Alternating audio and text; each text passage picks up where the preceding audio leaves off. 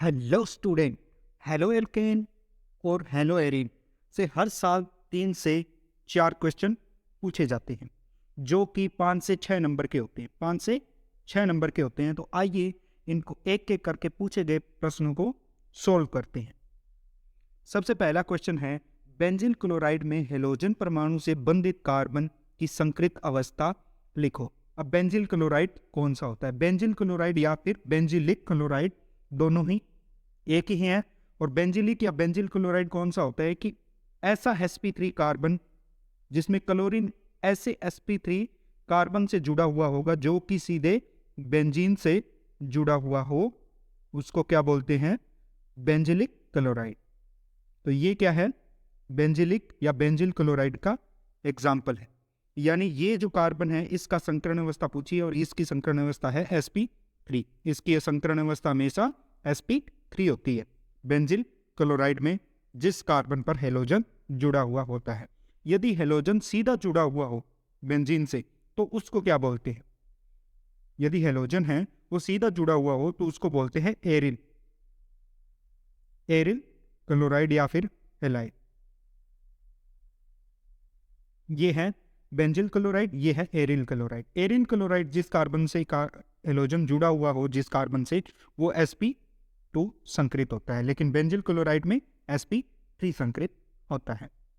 Next question है, allele chloride में halogen परमाणु से बंधित कार्बन की संकरण अवस्था लिखो। अब पूछा इसने एलिल क्लोराइड। अब एलिल क्लोराइड कौन सा होता है? एलिल क्लोराइड में क्या होता है कि डबल बॉन्ड एक कार्बन से जुड़ा हुआ है और इस कार्बन पर क्लोरीन या फिर कोई भी हेलोजन समूह जुड़ा हुआ हो, तो ये कौन सा है? Allele chloride. एलिल क्लोराइड में इस कार्बन की ऑक्सीकरण अवस्था पूछी है, इस कार्बन की संकृत अवस्था पूछी है कि कौन सा संकरण पाया जाता है, तो इसमें पाया जाता है sp3। एलिल क्लोराइड या एलिलिक क्लोराइड बोलते हैं। यदि डबल बॉन्ड से डायरेक्ट जुड़ा हुआ हो क्लोरीन तो इसको बोलते हैं vinyl chloride. Vinyl chloride, vinyl chloride या फिर हेलोजन जुड़ा हो तो हेलाइड, कोई भी हेलोजन हो तो ये हो गया एलिल क्लोराइड और वाइनिल क्लोराइड के बारे में। संकरण अवस्था पूछी है इसकी एलिल क्लोराइड की, इसमें इस कार्बन की होती है sp2 वाइनिल में। नेक्स्ट क्वेश्चन कि CH3Cl का कक्ष आरेख बनाइए। तो CH3 में जो कार्बन है, सेंटर कार्बन में है, तो कार्बन की जो संकरण है वो पाया जाता है sp3, यानी 4 कक्षक होंगे जो कि sp3 संकृत होंगे। ये बना दिए 4 कक्षक, 1 2 3 और 4। ये चारों सेम साइज के और सारे sp3 होते हैं, sp3 संकृत। इसके ऊपर 3 हाइड्रोजन और 1 क्लोरीन जुड़ा हुआ है, तो 3 हाइड्रोजन जोड़ देते हैं और 1 क्लोरीन जोड़ देंगे। ये हाइड्रोजन का 1s कक्षक, ये हाइड्रोजन, ये भी हाइड्रोजन। तो ये जो बॉन्ड बनेगा, जो ओवरलैपिंग होगी, इसको क्या बोलेंगे? sp3 1s overlapping, अतिव्यापन। इसके बाद में एक जुड़ा हुआ है क्लोरीन, तो 1 क्लोरीन जोड़ देते हैं इस पे। ये हो गया। क्लोरीन का कौन सा कक्षक जुड़ेगा? वो जुड़ेगा p कक्षक। तो ये क्लोरीन का p कक्षक, p जेड मान सकते हैं इसको, तो p कक्षक जुड़ गया और ये हो गया sp3 और ये है p कक्षक। तो इसकी ओवरलैपिंग को बोलेंगे sp3 p2 3p, sp3 और 3p ओवरलैपिंग इसको बोलते हैं। ये हो गया CH3Cl का कक्ष आरेख, ऑर्बिटल डायग्राम। नेक्स्ट क्वेश्चन है कि सर्वाधिक कार्बन हेलोजन आबंध लंबाई वाला यौगिक कौन सा है? तो सर्वाधिक कार्बन हेलोजन आबंध लंबाई को समझने के लिए हम देखते हैं कि CH3 और X इन दोनों की ओवरलैपिंग हो रखी है, तो इसमें कौन सा संकरण है? sp3 संकरण। और ये कौन सा, इसका कौन सा कक्षक पार्टिसिपेट करेगा?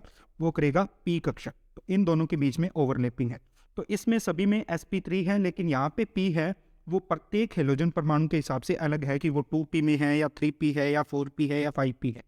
तो फ्लोरीन, क्लोरीन, ब्रोमीन और आयोडीन, इसके अंदर है 2p, 3p, 4p और 5p, यानी p कक्षक की आकृति की आकार बढ़ रहा है। तो आकार सबसे ज्यादा किसका हुआ? आयोडाइड में, और फिर ब्रोमाइड, फिर क्लोराइड, फिर फ्लोराइड। फ्लोराइड में सबसे कम होगा। तो इसकी आबंध लंबाई है वो सबसे कम होगी फ्लोराइड में और आयोडाइड में सबसे ज़्यादा होगी। तो कार्बन और जो आयोडाइड वाला बॉन्ड है वो सबसे ज़्यादा लंबा होगा। तो इसका आंसर हुआ ये। नेक्स्ट क्वेश्चन है कि एक अणु नाभिक स्नेही प्रतिस्थापन अभिक्रिया की क्रियाविधि समझाइए, यानी SN1 की क्रियाविधि देखनी है। SN1 की क्रियाविधि 2 स्टेप में होती है, ये 2 स्टेप में होती है। कौन कौन सा? पहला स्टेप है जिसके अंदर कार्बन और हेलोजन का बॉन्ड टूट के एक कार्बोधनायन का निर्माण होता है और ब्रोमाइड है या हेलाइड है वो अलग चला जाता है। ये है फर्स्ट स्टेप।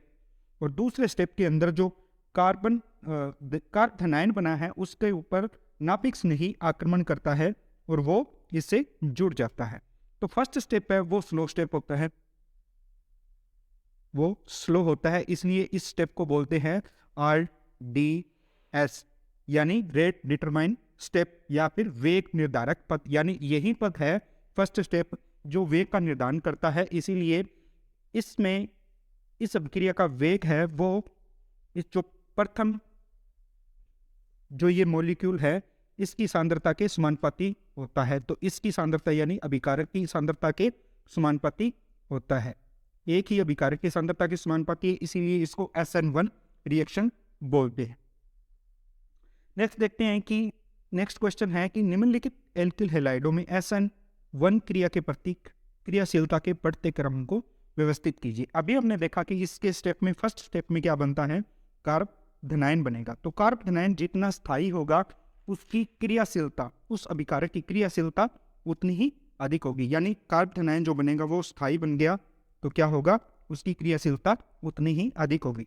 तो अब हम देखते हैं इसका कार्बोधनायन बनेगा CH3 प्लस और इसका CH3 CH2 प्लस और इसका 2 डिग्री कार्बोधनायन और ये बनेगा 3 डिग्री कार्बोधनायन।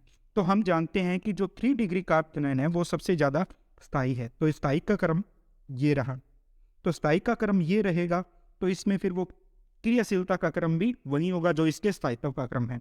तो इसकी क्रियाशीलता का क्रम ये रहा, सबसे ज़्यादा स्थायी ये होगा। नेक्स्ट रिएक्शन है कि द्विअणुक नाभिक स्नेही प्रतिस्थापन क्रिया की क्रियाविधि यानी SN2 की पूछिए। SN2 एक 1 स्टेप में होती है, एक स्टेप के अंदर होती है। कैसे होती है, जैसे कि एक हैलाइड ले लिया और इसके ऊपर न्यूक्लियोफिल अटैक करेगा। कौन सी साइड से, जहाँ से क्लोरीन निकलेगा उसकी दूसरी साइड से, अपोजिट साइड से अटैक करेगा।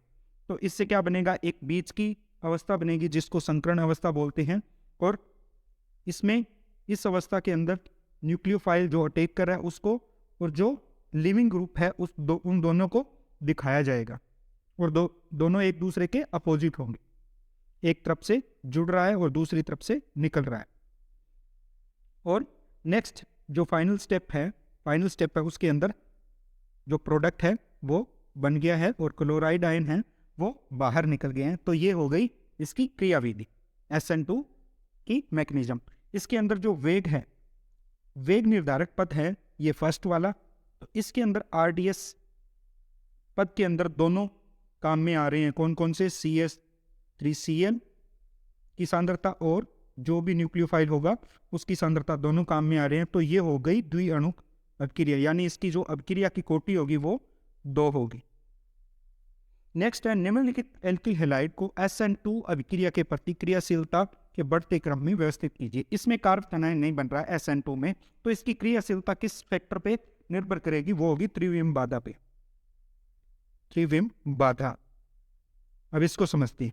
जैसे ये पहला है, पहले के अंदर इस कार्बन पर अटैक होगा तो इसको बनाते हैं, जैसे यहाँ पे हाइड्रोजन, यहाँ पे भी हाइड्रोजन, यहाँ पे CH3 और ये क्लोरीन। और अटैक कहाँ से होगा, इधर वाले साइड में। दूसरा भी बना लेते हैं एक बार। यहाँ पे एक हाइड्रोजन है, 2 क्या है, CH3 और CN। और इस कार्बन पे 3 CH3 समूह है और एक Cl है। अब अटैक किस साइड से होगा, अपोजिट साइड से होगा, जहां Cl निकलेगा। तो अटैक इस साइड से होगा, OHI कोई भी न्यूक्लियोफाइल हो गया और इस पे भी अटैक इस साइड से।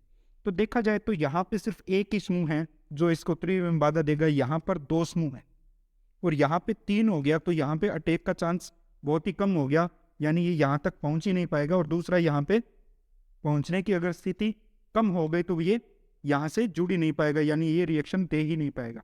तो जो सबसे ज़्यादा क्रियाशीलता होगी वो किसकी होगी, वो इस प्रथम जो 1 डिग्री है इसकी होगी। 1 डिग्री ये हो गया, 2 डिग्री ये हो गया, 3 डिग्री। तो क्रियाशीलता का क्रम भी यही होगा, 1 डिग्री की सबसे ज़्यादा, 2 डिग्री की उससे कम और 3 डिग्री की सबसे कम। SN2 SN1 के विपरीत होता है, यानी उल्टा होता है। नेक्स्ट है एरी हेलाइड नाभिक रागी प्रतिस्थापन के प्रति कम क्रियाशील होते हैं, ऐसा क्यों होता है? इसके कई कारण हैं। तो सबसे पहला कारण क्या है कि इसका अनुनाद प्रभाव है, वो इसका पहला कारण है। कैसे? एरी हेलाइड है, इसके अंदर अनुनाद होता है किसके किसके मध्य, जो भी हेलोजन जुड़ा हुआ है इसके इलेक्ट्रॉन और जो बेंजीन रिंग है इसके इलेक्ट्रॉन के मध्य अनुनाद होता है, जिससे क्या होता है कि इसके अंदर डबल बॉन्ड के गुण आ जाते हैं, तो ये इसको तोड़ना मुश्किल हो जाता है। नेक्स्ट कौन सा है? नेक्स्ट है इसका जो दूसरा कारण फैक्टर है वो क्या है, वो है संकरण। इसमें संकरण है, जिस कार्बन से जुड़ा हुआ है हेलोजन वो sp2 संकरित है, जो कि sp3 संकरित जो सामान्य हम रिएक्शन करवाते हैं उससे ज़्यादा मजबूत बॉन्ड बनाएगा। नेक्स्ट थर्ड फैक्टर कौन सा है, वो है फेनिल धनायन। फेनिल धनायन यानी यदि अभिक्रिया SN1 के थ्रू हो रही है तो उसमें धनायन बनेगा, तो धनायन कौन सा होगा, ये होगा धनायन, यानी कार्बन रिंग पर पॉजिटिव चार्ज आएगा, तो ये अस्थायी है, एकदम अस्थायी है, तो ये बन नहीं सकता, तो ये रिएक्शन हो नहीं सकती। नेक्स्ट कौन सा फैक्टर है, प्रतिकर्षण। प्रतिकर्षण किनके बीच में, यही सेम, इसके अंदर एक डबल बॉन्ड रिंग है और क्लोराइड फिर से ले लेते हैं। तो जब न्यूक्लियोफाइल अटैक करेगा उस पे कौन सा चार्ज है, नेगेटिव, और इस रिंग के अंदर पूरे के पूरे में इलेक्ट्रॉन है, यानी ये नेगेटिव चार्ज है, तो इनके बीच में क्या लगेगा, प्रतिकर्षण लगेगा। तो ये रिएक्शन नहीं हो पाएगी, या फिर सामान्य परिस्थितियों में ये नहीं होगी, इसके लिए विशेष परिस्थितियां, हाई टेम्परेचर और प्रेशर की आवश्यकता होती है। नेक्स्ट रिएक्शन देखते हैं। नेक्स्ट है कि निम्नलिखित हेलोजन युग्मों को नाभिक स्नेह प्रतिस्थापन अभिक्रियाओं की बढ़ती हुई अभिक्रियाशीलता को व्यवस्थित कीजिए। तो इसमें हम देखते हैं कि ये जो हेलो एरीन है और ये सामान्य जो हेलो एल्केन है, इनके बीच में देखते हैं तो हेलो एरीन की सबसे कम होती है, यानी सबसे कम किसकी है, हेलो एरीन की सबसे कम है, इससे ज़्यादा किसकी है, RCl की। अब हम देखते हैं जो हेलो एल्केन और ये है जो बेंजिल क्लोराइड है, इन दोनों में से सबसे ज़्यादा क्रियाशील कौन सा है, तो इनमें सबसे ज़्यादा क्रियाशील ये है। अब इसका कारण बताता हूँ क्यों है, पहले लिख देता हूँ कि सबसे ज़्यादा क्रियाशील कौन है, ये है बेंजिल क्लोराइड। इसका क्रियाशीलता का कारण ये है कि जब ई क्लोराइड निकल जाएगा तो धनायन बनेगा, बेंजिलिक जो धनायन बनेगा। अब यहाँ पर जो धनायन है वो इसके साथ में इसके इलेक्ट्रॉन जो बेंजीन रिंग है इसके इलेक्ट्रॉन के साथ में क्या है, संयुग्मी अवस्था में है, तो ये अनुनाद करेगा, अनुनाद में भाग लेगा, और अनुनाद होने की वजह से क्या हो जाएगा, ये स्थायी हो जाएगा।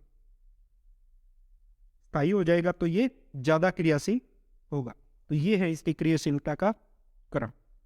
नेक्स्ट है रेशमिक मिश्रण की परिभाषा दीजिए। अब रेशमिक मिश्रण क्या होता है, एक असममित कार्बन परमाणु है, कोई भी असममित कार्बन परमाणु के 2 प्रतिबिंब रूप, यानी एक तो D हो गया एक L हो गया, 2 प्रतिबिंब रूप को समान अनुपात के मिश्रण में जिसका ध्रुवण गुणक 0 होगा, क्योंकि एक समावेशी दूसरे के उत्पन्न गुणक को दूसरा समावेशी निरस्त कर देगा, तो इस प्रकार के मिश्रण को रेशमिक मिश्रण कहते हैं। यानी कोई भी कार्बन परमाणु जो असममित है उसके 2 प्रतिबिंब रूप D और L को समान अनुपात यानी 50% मिला दिया जाए तो जो मिश्रण बनेगा उसी को रेशमिक मिश्रण कहते हैं, रेशमिक मिश्रण कहते हैं। और इसको +- DL से नोट किया जाता है। और प्रतिबिंब रूप को के रेशमिक मिश्रण में परिवर्तित करने का जो प्रोसेस है, प्रक्रम है, उसी को ही रेशमीकरण कहते हैं।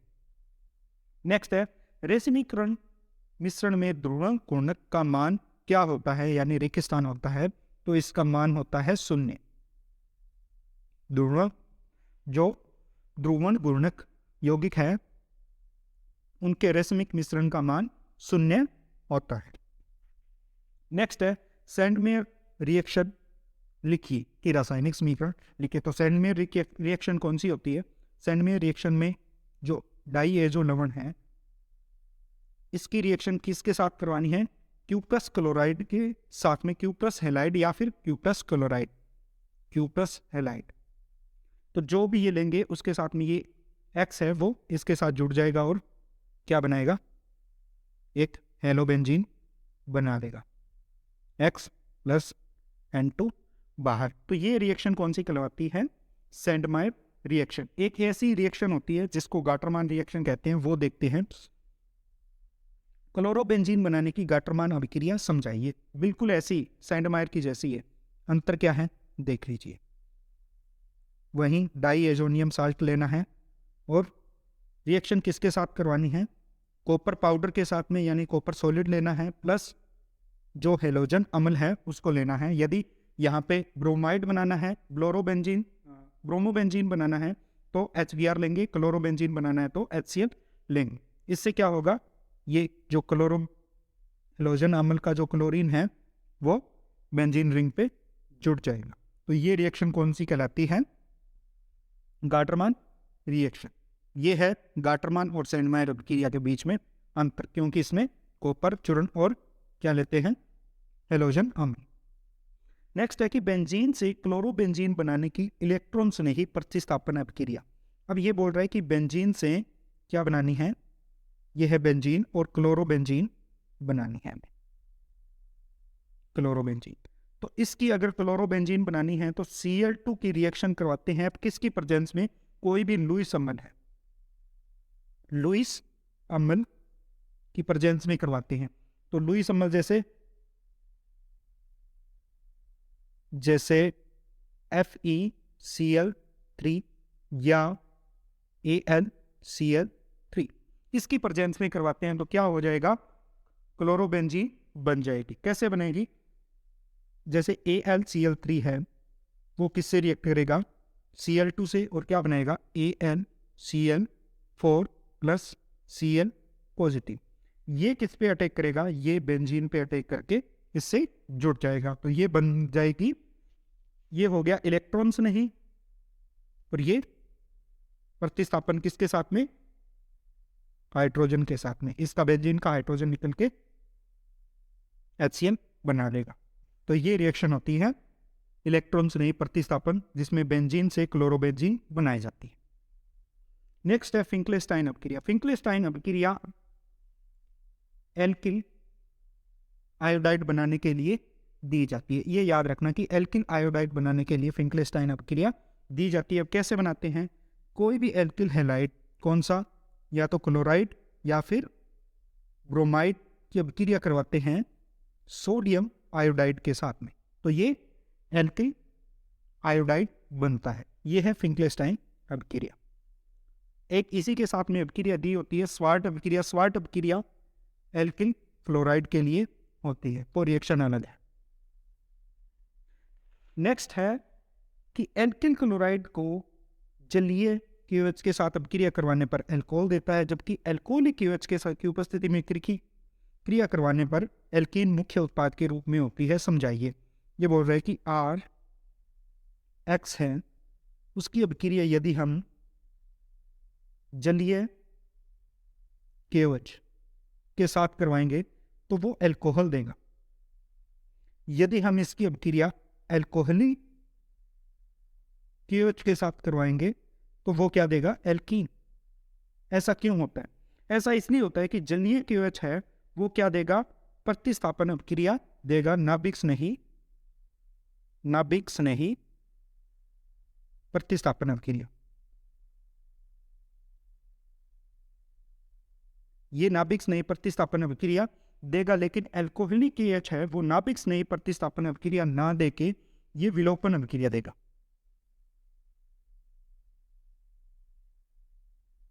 तो इसमें विलोपन अभिक्रिया होने से ये एल्कीन बनती है और हेलोजन अम्ल बाहर निकल जाते हैं, और इसमें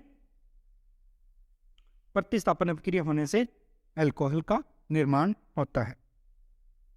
नेक्स्ट है कि निम्नलिखित अभिक्रियाओं को पूर्ण कीजिए और उनके उत्पाद लिखिए। ये अभी अल्कोहलिक KOH के साथ में अभी की रिएक्शन की है कि ये क्या देगा, एल्कीन बनाएगा। एल्कीन कौन सी बनाएगा देखते हैं। यहाँ से Cl, इस कार्बन से Cl और यहाँ से H निकल के एल्कीन बन जाएगा और HCl बन जाएगा। तो ये बन गया CH2 डबल बॉन्ड CH2, ये बन गई एल्कीन। नेक्स्ट है HBr की एडिशन करवाना है HBr का एल्कीन के ऊपर प्रोक्साइड की उपस्थिति में। यदि प्रोक्साइड ना दिया हो तो वो एडिशन होता है मार्कोनिकोफ नियम।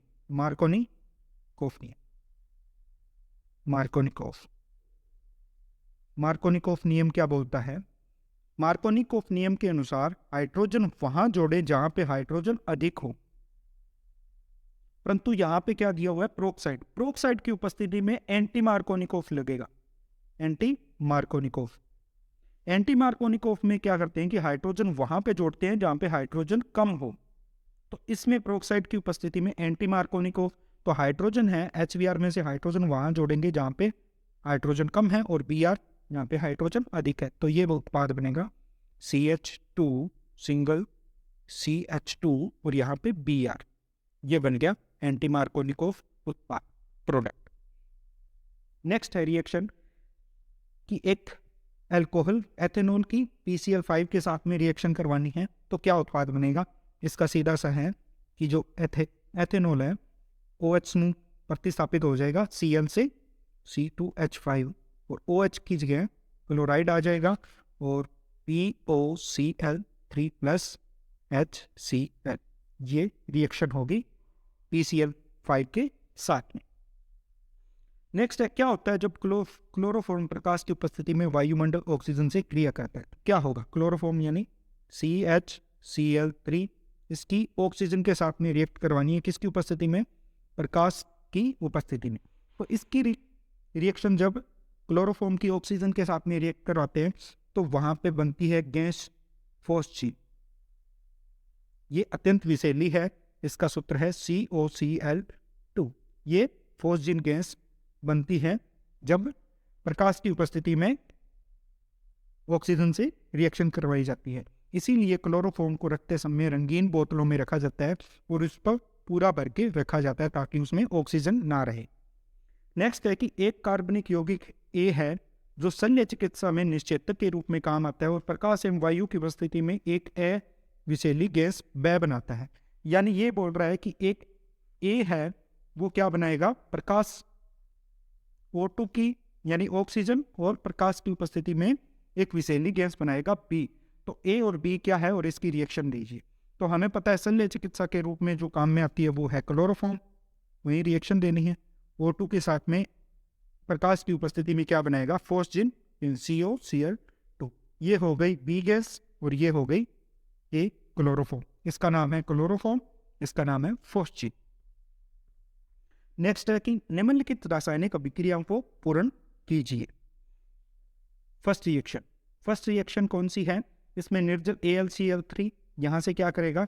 इसके साथ में रिएक्ट करेगा और क्या बना देगा? CH3 एनाइड, क्योंकि क्लोराइड AlCl3 के साथ जुड़ जाएगा और ये इसके साथ रिएक्ट करेगा तो ऑर्थो और पैरा समावेशी बनेंगे। कौन कौन से देखते हैं।